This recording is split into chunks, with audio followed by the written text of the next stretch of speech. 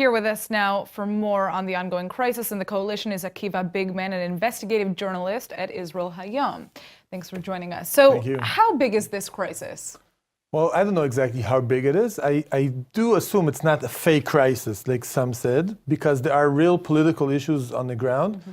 And the Haredi issue is serious. It has nothing to do with the political schedule. It's a legal schedule because there was a verdict by the Supreme Court dealing with this issue. So they have to have some kind of solution for their specific problem. This becomes a law. The law becomes debatable, and it threatens the coalition. So it's real in that sense. So the question is, how are the ultra-Orthodox being too hard-headed, and how is this going to end?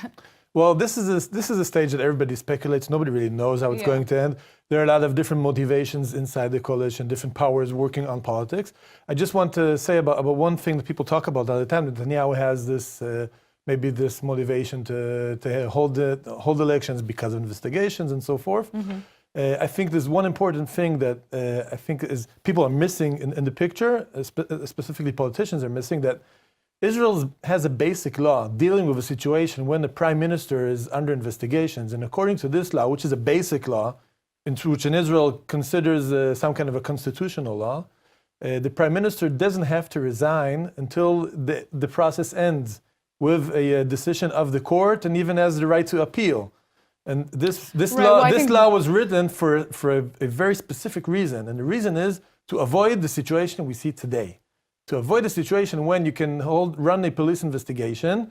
It didn't even get to the general attorney yet. Right. Well, that's something that's separate from kind of the internal crisis that we're seeing with the ultra-Orthodox here.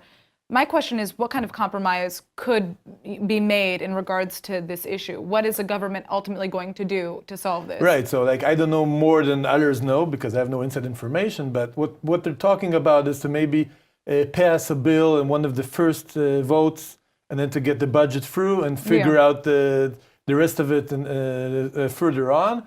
But that really depends on the forces working on the coalition. And I think the investigations are important because this kind of bangles up the whole political situation, and everybody pushes and pulls. And that's why I think it's a shame actually that people don't just say, well, according to law, the investigation should not affect our politics. This is what the law was meant to achieve, to accomplish, and we should obey the law. Right. And instead, we're allowing the law the police investigations to actually disrupt our political process. Well, I guess the final question here is are we going to see early elections take place? Is that within the interest of the prime minister to do that? Well, I don't think it's really in his interest.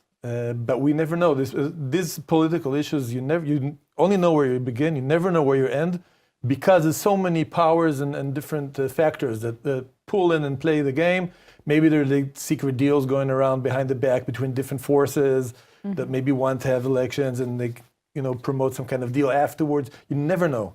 All right, well, we're just going to have to wait and see. We'll wait and see, exactly. All right, thank you for joining us, Akiva. Thank you.